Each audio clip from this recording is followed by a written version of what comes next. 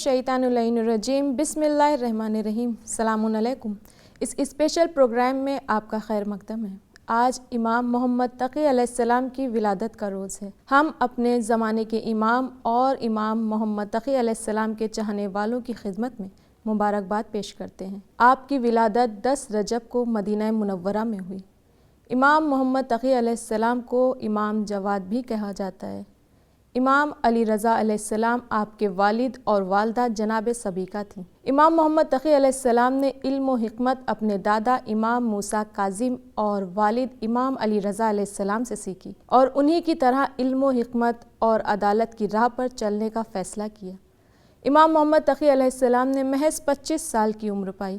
आपने अपनी इस मुख्तसर सी बाबरकत उम्र में बहुत मुश्किलात का सामना किया। इस मुख्तसर सी ज़िंदगी में दुश्मनों की तरफ से खड़ी की जाने वाली मुश्किलात और बास चाहने वालों के गफलत में रहने की वजह से इमाम अलैहिस्सलाम को बहुत कम मौके मिले, लेकिन इसके बावजूद हदीसों की किताबों में आपकी हदीसें, आपके अक़वाल और तारीख़ व सीरत की किताबों में सीरत के किरदार साज नमूने मौजूद हैं, जिनका मुतालिया आपकी इल्मी कमालात को साबित करने के लिए काफ़ी है। इमाम मोहम्मद तक़ी अलैहिस्सलाम की उम्र अगरचे कम थी, लेकिन अपने आबा व अजदाद की तरह तौहीद इलाही और मार्फत खुदा के सिलसिले में आपकी मार्फत बेइंतहा गहरी थी। इमाम जवाद ने बहुत से रावियों और शागिर्दों की तरबियत फरमाई। आपने दीन के लिए जो काम किए उनको बयान कर पाना मुमकिन नहीं है। उनमें से कुछ का ज़िक्र आपसे करना चाहेंगे। इमाम अलैहिस्सलाम ने लोगों को दीन के अहकाम से वाकिफ़ कराया।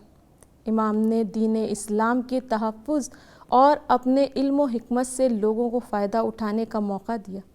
आपने हर तरह से दीन की खिदमत की, सख्त से सख्त तरीन मुश्किलात में भी खुदा का शुक्र अदा किया। इमाम तक़ी अलैहिस्सलाम की इबादत, नमाज, दुआ और बेहतरीन अखलाक के आरास्ता थे। आपने लोगों को अपने बेहतरीन अखलाक व किरदार, हुस्न सलूक से अपनी तरफ माइल किया।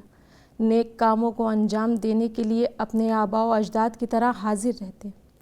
एक मोमिन को अपने बरादर मोमिन से किस तरह सलूक करना चाहिए, इमाम के चाहने वाले को कैसा होना चाहिए, जिसके लिए हम इमाम का एक मुख्तसर सा वाक़या आपकी खिदमत में पेश कर रहे हैं, जो हमारे लिए मशअल राह रखता है कि इमाम के हकीकी चाहने वालों को किस तरह अपने भाइयों और हमसायों से पेश आना चाहिए।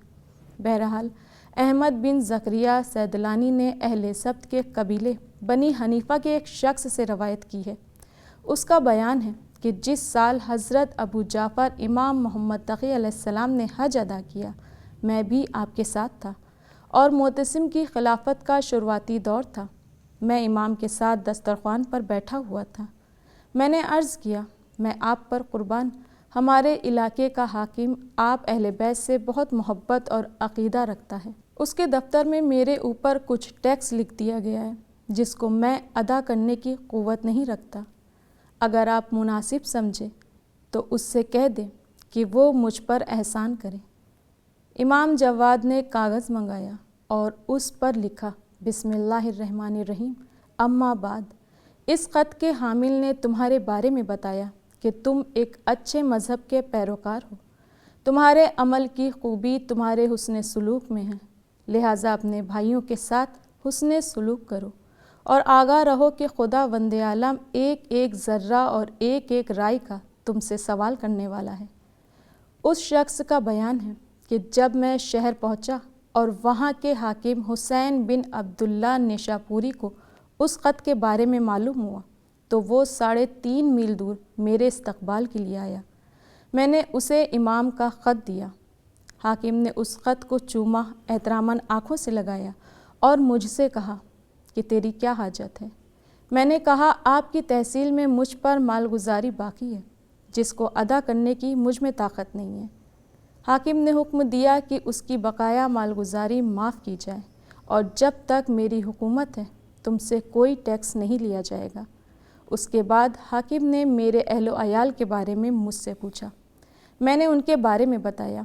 उसने हुक्म दिया कि मुझे मेरे अहलो अयाल की ज़रूरत के हिसाब से बल्कि उससे कुछ ज़्यादा ही अता किया जाए। इस तरह जब तक वो शख्स हाकिम रहा, मुझसे कोई मालगुजारी नहीं ली गई और जब तक ज़िंदा रहा मेरे साथ हुस्न सलूक को उसने तर्क नहीं किया। یہ تھا اپنے مومن بھائی کے ساتھ آپ کے چاہنے والے کا حسن سلوک۔ تو ذرا سوچیں، جب چاہنے والا ایسا ہے تو امام کے حسن سلوک کی کیا منزلت ہوگی۔ امام تقی علیہ السلام کی حدیث ہے، امام محمد تقی علیہ السلام فرماتے ہیں، مومن کی عزت اس بات میں ہے کہ لوگوں سے بے نیاز رہے۔